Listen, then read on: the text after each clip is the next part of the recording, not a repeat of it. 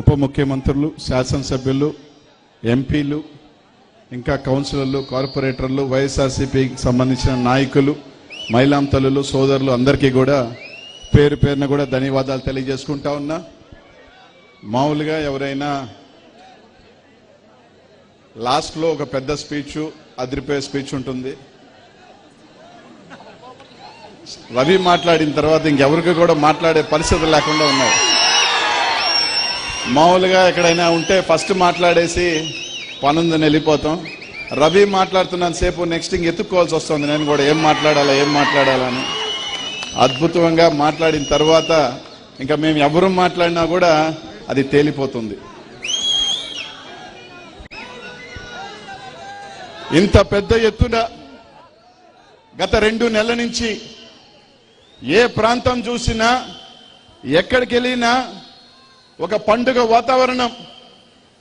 జగనన్న ఏదైతే 2019 తర్వాత తాను చేసిన కార్యక్రమాలు కానీ, ఏ విధంగా బీసీలు, మైనారిటీ, ఎస్సీ ఎస్టీలకి పదవులు కానీ, పథకాలు కానీ, స్వతంత్రం వచ్చిన తర్వాత ఏ ఒక్క ముఖ్యమంత్రి చేయని విధంగా చేసిన పనులన్నీ కూడా ఈరోజు ప్రతి ఒక్క ప్రాంతంలో, అటు ఇచ్చాపురం నుంచి కుప్పం దాకా, ఇటు కర్నూలు నుంచి తడదాకా తీసుకున్నా కూడా రోజుకి 3 ప్రాంతాల్లో సభలో హోరెత్తిస్తూ ఈరోజు ముందుకు వెళ్తుంటే ఎక్కడ చూసినా కూడా జగనన్నకి నీరాజనాలు పడతా ఉంటే ఈరోజు రేపు 2024 రాబోయే పండగ జూన్లో జగన్మోహన్ రెడ్డి గారి ప్రమాణ స్వీకారం ఇప్పటికే అర్థమైపోయినట్టుంది. ఇక్కడున్న వాళ్ళందరూ, ఈ రాష్ట్రంలో బీసీ, మైనార్టీ, ఎస్సీ ఎస్టీలు అందరూ కూడా ప్రతి ఒక్కరు కూడా ఆలోచన చేయాల్సిందల్లా ఒక్కటే. స్వతంత్రం వచ్చిన తర్వాత ఎంతో మంది ముఖ్యమంత్రి రాష్ట్రంలో వచ్చారు, పెద్ద పెద్ద ముఖ్యమంత్రులు వచ్చారు. దాంట్లో 2 గుర్తుండిపోయే ముఖ్యమంత్రులు, ఒకరు ఎన్టీ రామారావు గారు అయితే ఒకరు రాజశేఖర రెడ్డి గారు. కానీ 2019 తర్వాత వచ్చిన ముఖ్యమంత్రి వీరి ఇద్దరిని కలిపితే ఎవరు అంటే అది జగన్మోహన్ రెడ్డి గారు అని చెప్పి తెలియజేస్తా ఉన్నా.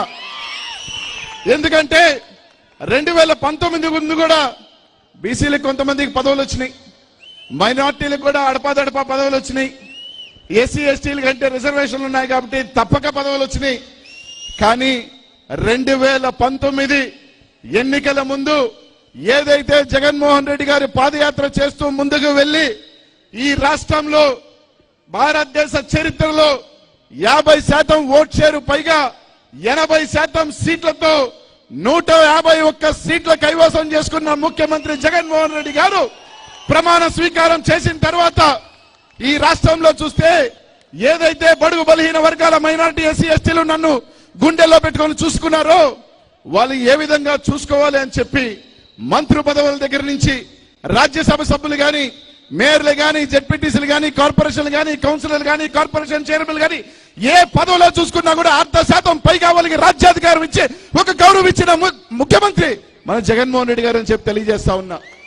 కొంతమంది మాట్లాడారు తెలుగుదేశం పార్టీ నాయకుల మధ్య, బీసీలు, ఎస్సీ ఎస్టీలు ఎవరంటే వాళ్ళు సున్నాళ్ళు, జగన్మోహన్ రెడ్డి గారి ప్రభుత్వంలో వాళ్ళకి విలువ లేదని.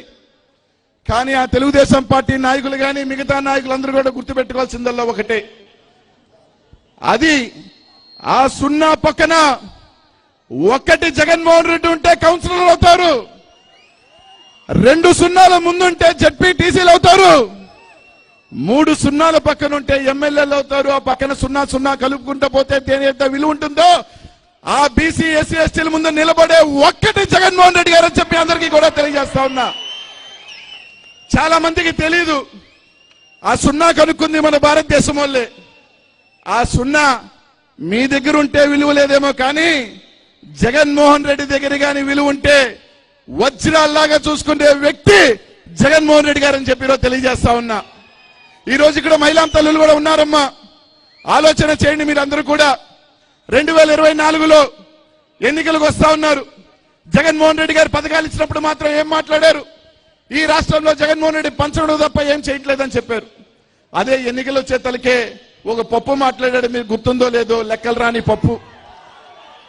ఒకరుంటే 15,000 ఇస్తా, ఇద్దరుంటే 30,000 ఇస్తా, ముగ్గురుంటే 90,000 ఇస్తానని మాట్లాడిన మహాప్రభువులంతా కూడా రేపు ముఖ్యమంత్రులు అవుతారని చెప్పి మాట్లాడే దుస్థితి ఈ రాష్ట్రంలో ఉంది. ఆలోచన చేయండి మీ అందరూ కూడా. రేపు రాబోయే ఎన్నికలు ఈరోజు ముఖ్యంగా బీసీలు కానీ మైనార్టీలు కానీ ముఖ్యంగా ఇక్కడున్న మైనార్టీలు అందరూ కూడా ఆలోచన చేయండి. ఒక చిన్న పొరపాటు కూడా చేయొద్దు ఎవరు కూడా. ఎందుకంటే ఒక ఓటు వెనక్కి పడితే మీ జీవితాలు మన తలరాతలు 10 అడుగులు వెనక్కి పడతాయని చెప్పి మీ అందరూ కూడా ఆలోచన చేయండి. స్వతంత్రం వచ్చిన తర్వాత ఒక ఉప ముఖ్యమంత్రిగా ఈ రోజు మన ముందున్నాడు. 4 శాసనసభ మండలిలో ఉన్నారు, 5 మంది శాసనసభ్యులు ఉన్నారు, అనేక మంది చైర్మన్లు ఈ రోజు ముస్లింలకు వచ్చి రాజ్యాధికారం ఇచ్చిన జగన్మోహన్ రెడ్డి గారు రేపేమంటారంటే ఏమన్నా చిన్న పొరపాటు జరిగితే ఇన్ని చేశాడా జగన్మోహన్ రెడ్డి గారు, ఎక్కడ ఓట్లేశారు వాళ్ళు, కాబట్టి మనకు ఇచ్చినా ఒకటే ఇవ్వకపోయినా ఒకటే అని చెప్పి మాట్లాడతారు. రేపు ఏ పదవి వచ్చి ఏ అధికారం వచ్చినా కూడా మనకి చేసే వాళ్ళు ఇంకా ఉండరు అని చెప్పి ఈరోజు అందరూ కూడా గుర్తు చేసుకోండి అని.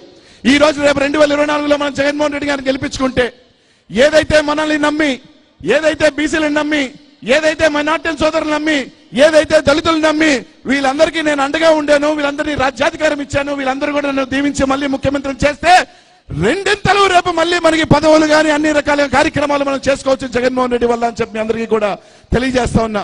కాబట్టి ఆలోచన చేయండి. స్వతంత్రం వచ్చిన తర్వాత ఇన్ని అడుగులు మనకు ముందుకు తీసుకున్న జగన్మోహన్ రెడ్డిని చెయ్యి పట్టుకొని 2024లో మరోసారి ముఖ్యమంత్రి బిడ్డ మీద కూర్చోబెట్టుకుంటామా, లేకపోతే జగన్మోహన్ రెడ్డి గారు చెయ్యి వదిలేసి మన జీవితాలు వెనక్కి పోతాయా ఆలోచన చేయాల్సిన అవసరం ఈ రాష్ట్రంలో ఉన్న ప్రతి బీసీకి, ప్రతి మైనారిటీ మీద, ప్రతి దళిత మీద ఉందని చెప్పి తెలియజేస్తా ఉన్నా. ఈ రోజు మీ అందరూ కూడా ఆలోచన చేయాలా. చాలా మంది మాట్లాడతారు, తెలుగుదేశం పార్టీలో ఉన్న నాయకులందరూ కూడా ఈ ముందు మాట్లాడుతూ ఉన్నారు, చూస్తా ఉన్నాము కూడా. ఏమని మాట్లాడుతూ ఉన్నారంటే ఈరోజు రేపు మేము అయిపోతున్నాం, ఆరిపోయే దీపాలకి వెలుగు ఎక్కువ అంట. ఈ మధ్య ఎక్కువ బిడిసిపడిపోతున్నాం, అయిపోయాం, మేము ముఖ్యమంత్రి అయిపోయాం, మంత్రులు పంచుకుంటున్నాం, అన్ని పంచుకుంటున్నాం అనే పరిస్థితిలో తెలుగుదేశం పార్టీ ఈ రోజు ఉంది. చూస్తాం 2024లో ఎవరికి ఎక్కడ పెడతారో, ఎవరిని ఎక్కడ పొడిస్తే ఎవరు ఎక్కడ పడతారో, ఎవరిని ముఖ్యమంత్రి పీఠం మీద కూర్చోబెట్టాలో ఈ రాష్ట్ర ప్రజలు ఇప్పటికే డిసైడ్ అయిపోయి ఉన్నారని చెప్పి ఈరోజు మీ అందరికీ కూడా తెలియజేస్తా ఉన్నా. ఇంకొక ఆయన పార్టీ పెడతాడు, దేనికి పార్టీ పెట్టాడో తెలియదు. ఎవడైనా పార్టీ ఎందుకు పెడతాడమ్మా? నేను ఎన్నికల్లో నిలబడితే ఎందుకు నిలబడతాం? నేను గెలవాలని నిలబడతాం, నాకు పదవి కావాలని నిలబడతాం, లేదా నేను ముఖ్యమంత్రి కావాలని పార్టీ పెడతాం. కానీ ఈ ప్రబుద్ధుడు పార్టీ ఎందుకు పెట్టాడంటే పక్కనోడు ముఖ్యమంత్రి కావాలని పార్టీ పెట్టాడంట. ఎందుకురా నువ్వు పార్టీ పెట్టావంటే జగన్మోహన్ రెడ్డి ఓడించాలా, చంద్రబాబు నాయుడు గారు ముఖ్యమంత్రిని చేసుకోవాలని చెప్పిన పార్టీ పెట్టిన ఈ ప్రబుద్ధుడి గురించి కూడా ఈ రోజు నీతులు ఈ రోజు మాట్లాడుతున్నా అంటే ఇనే దౌర్భాగ్యం ఈ రోజు మన అందరికీ ఉందని చెప్పి ఈరోజు మీ అందరికీ కూడా తెలియజేస్తా ఉన్నా. ఆలోచన చేయండి. ఈరోజు రాష్ట్రంలో అందరూ ఒక్కటవుతా ఉన్నారు. ఒక పక్క తెలుగుదేశం పార్టీ, ఒక పక్క జనసేన పార్టీ, ఒక పక్క బీజేపీ పార్టీ, ఒక పక్క కాంగ్రెస్ పార్టీ మరోసారి కుటుంబాన్ని చీల్చి కుట్ర పన్నేదానికి మరోసారి కాంగ్రెస్ పార్టీ ఈ రోజు కలిసి కట్టుగా ఈ రోజు జగన్మోహన్ రెడ్డి గారి మీదకి వస్తా ఉంది.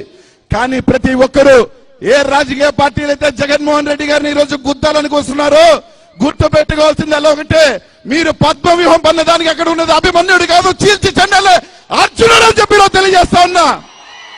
ఈ రాష్ట్ర ప్రజలు ఈ బీసీ మైనార్టీ ఎస్సీ ఎస్టీ దళిత పేదలు ఉన్నంత వరకు జగన్మోహన్ రెడ్డి గారిని మీరు కట్టగట్టుకొని వచ్చినా గానీ కట్టగట్టుకొని ఆ బంగాళాఖాతంలో కలిపే రోజులు దగ్గరలో ఉన్నాయని చెప్పి రోజు మీ అందరూ వాళ్ళందరికీ కూడా తెలియజేస్తా